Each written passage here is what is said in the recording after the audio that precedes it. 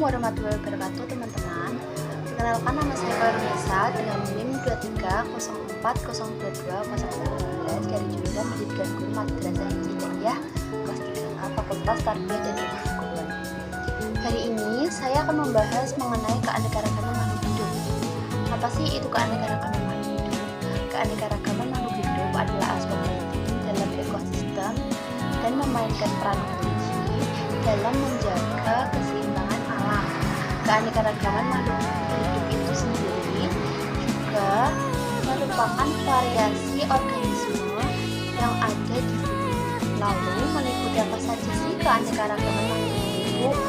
Keanekaragaman makhluk hidup itu meliputi hewan, tumbuhan, mikroorganisme, dan semua gen yang terkandung di dalamnya, juga ekosistem yang dibangunnya. Seperti namanya, keanekaragaman makhluk hidup juga tentunya membahas mengenai makhluk hidup. Salah satunya yaitu membahas mengenai ciri-ciri makhluk hidup itu sendiri. Apa saja sih yang menjadi ciri-ciri dari makhluk hidup itu? Nah, ciri-ciri dari makhluk hidup itu sendiri antara lain, ciri yang pertama yaitu bernafas. Makhluk hidup bernafas untuk tumbuh dan bertahan. Makhluk hidup bernafas melalui udara.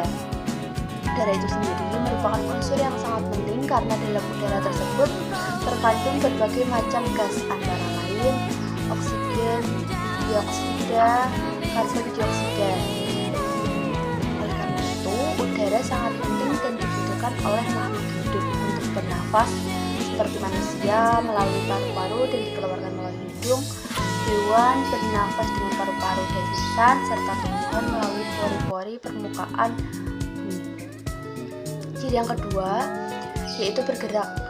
Melalui bergerak, makhluk hidup mendapatkan apa yang ia inginkan, seperti manusia bergerak dengan anggota tubuhnya, yaitu kaki untuk berjalan dan tangan untuk makan dan melakukan segala sesuatu. Dari hewan bergerak sesuai kondisi tubuhnya, dan tumbuhan bergerak dengan mengikuti datangnya sinar matahari. Ciri yang ketiga yaitu makan.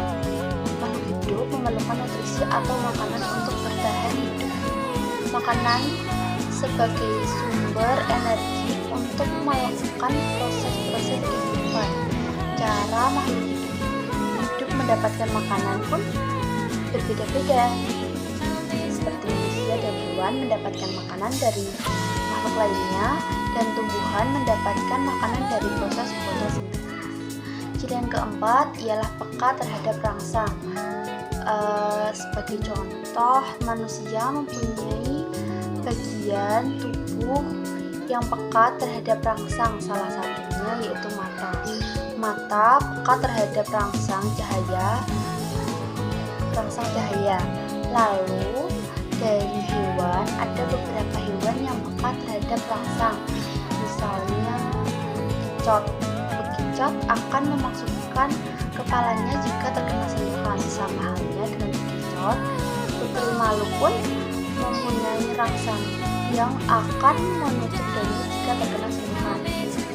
Ciri yang terakhir yaitu berkembang biak. Berkembang biak adalah kemampuan makhluk hidup untuk memperbanyak jenis atau menghasilkan keturunan. Setelah membahas mengenai ciri-ciri makhluk hidup, bab selanjutnya yang juga dibahas di keanekaragaman makhluk hidup ini yaitu mengenai klasifikasi makhluk hidup. Apa saja sih yang menjadi klasifikasi makhluk hidup? Makhluk hidup dibagi menjadi 5 dunia, yaitu Monera, Protista, Fungi, Plante, dan yang terakhir Annelida. Monera itu sendiri adalah kelompok sel tunggal. Kelompok hidup Monera ini hanya bisa dilihat menggunakan mikroskop, dan salah satu ciri dari Monera ini adalah sel yang tidak memiliki membran inti dan berkembang biak dengan membelah diri. Contoh dari makhluk hidup dari kelompok Monera adalah bakteri dan ganggang biru. Yang kedua yaitu Protista. Kingdom Protista ini memiliki membran inti yang disebut eukariotik bukan merupakan hewan atau tumbuhan, tetapi mempunyai sifat yang menyerupai hewan, tumbuhan, ataupun jamur. Salah satu dari cirinya yaitu jenisnya dapat dilihat secara langsung dan dapat dengan bantuan mikroskop. Dan yang ketiga adalah fungi. Fungi merupakan kelompok makhluk hidup yang memperoleh makanannya dengan cara menguraikan bahan organik makhluk hidup yang sudah mati. Dan salah satu cirinya yaitu tidak memiliki klorofil dan bersepora. Ciri yang keempat klasifikasi yang keempat yaitu plante. Kingdom plante ini dikenal dengan tumbuhan satu organisme eukariotik multiseluler dengan dinding sel dan klorofil yang berfungsi untuk fotosintesis. Salah satu cirinya yaitu dinding sel yang tersusun dari selulosa. Kelompok ini dibagi menjadi 3 jenis, yaitu lumut, paku-pakuan, dan tanaman biji. Dan yang terakhir yaitu Animalia. Kingdom Animalia adalah klasifikasi organisme yang tidak memiliki dinding sel dan kloroplas sendiri, sehingga mereka bergantung terhadap organisme lain untuk memperoleh makanan. Kingdom Animalia ini dibagi menjadi 2, yaitu Invertebrata dan Vertebrata. Invertebrata atau tidak bertulang belakang, dan Vertebrata bertulang belakang. Setelah mengetahui apa saja yang menjadi klasifikasi makhluk hidup dan ciri-ciri makhluk hidup, pembahasan selanjutnya mengenai keanekaragaman hayati. Keanekaragaman hayati adalah keanekaragaman dari semua sumber, termasuk diantaranya daratan, lautan, dan ekosistem akuatik atau perairan lainnya. Keanekaragaman hayati terdiri dari 3 tingkatan. Tingkatan yang pertama yaitu keanekaragaman gen. Keanekaragaman ini merujuk pada jumlah total genetik dalam keseluruhan spesies. Keanekaragaman gen sangat penting perannya untuk keanekaragaman hayati, karena keanekaragaman dalam suatu spesies diperlukan untuk menjaga keanekaragaman antar spesies. Salah satu contoh dari keanekaragaman gen yaitu perbedaan warna kulit pada manusia.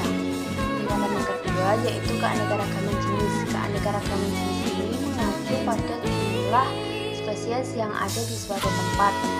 Salah satu contoh dari keanekaragaman jenis adalah ekosistem hutan konifer yang didominasi tumbuhan berdaun jarum seperti pinus dan cemara.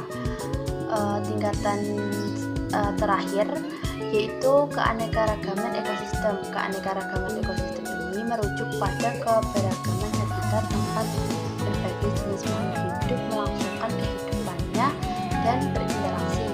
Ekosistem memiliki ciri-ciri yang penting untuk menjaga keseimbangan dan keberlangsungan hidup. Setiap ekosistem memiliki karakteristik dan komponen biotik dan abiotik yang berbeda-beda. Salah satu contoh ekosistem yaitu ekosistem air yang terdiri dari sungai, danau, laut, dan lain sebagainya.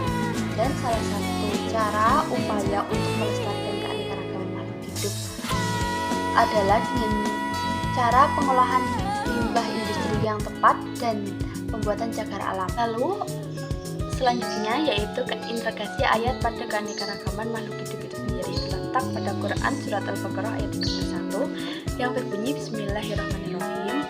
Wa qallama adamal asma akullaha summa aradduhum lal malaikati falaqah anni asma'iha ula'i kuntum sadiqin, yang artinya, dan dia mengajarkan kepada Adam nama-nama atau benda-benda seluruhnya, kemudian mengemukakannya kepada para malaikat lalu berfirman,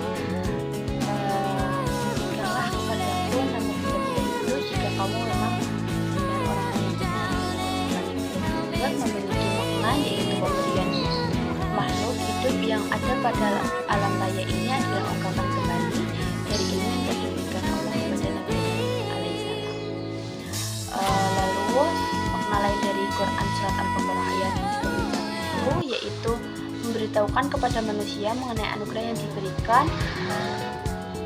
berupa potensi untuk mengetahui nama, fungsi, dan karakteristik benda-benda termasuk hewan dan tumbuhan dalam biologi tingkat pengelompokan atau juga dengan taksonomi. Lalu selanjutnya, pengaplikasian pada keanekaragaman makhluk hidup itu juga terdapat beberapa contoh, diantaranya yaitu inspirasi teknologi. Di sini studi keanekaragaman hayati memberikan inspirasi untuk inovasi teknologi seperti desain biomimikri yang meniru struktur dan proses alam untuk tujuan manusia. Lalu selain inspirasi teknologi, pengaplikasian lainnya yaitu keseimbangan lingkungan. Ekosistem yang beragam membantu menjaga keseimbangan lingkungan dan mengurangi resiko bencana alam. Keanekaragaman hayati itu sendiri juga mendukung fungsi ekosistem yang penting seperti siklus air, penyediaan udara bersih, dan pengendalian hama alam. Lalu selanjutnya yaitu mengenai soal keanekaragaman makhluk hidup. Pada soal ini lebih menjurus kepada keanekaragaman hayati. Nah, salah satu soalnya berbunyi, jelaskan faktor yang menyebabkan terjadinya keanekaragaman hayati dan apa saja keanekaragaman hayati tingkat jenis. Nah, jawaban dari pertanyaan yang telah disebutkan yaitu faktor yang menyebabkan terjadinya keanekaragaman hayati ialah faktor genetik dan lingkungan. Jadi interaksi kedua faktor inilah yang menjadikan tidak ada makhluk hidup yang sama di bumi ini. Lalu contoh dari keanekaragaman hayati tingkat jenis adalah harimau, singa, kucing, dan cetah yang berada dalam kelompok karnivora. Juga kacang-kacangan, polong tanah dalam toro yang berada dalam kelompok polong-polongan. Selesai sudah pemaparan materi mengenai keanekaragaman makhluk hidup ini. Semoga dapat memberikan pemahaman mengenai keanekaragaman makhluk hidup dan semoga bermanfaat. Kurang lebihnya mohon maaf. Wassalamualaikum.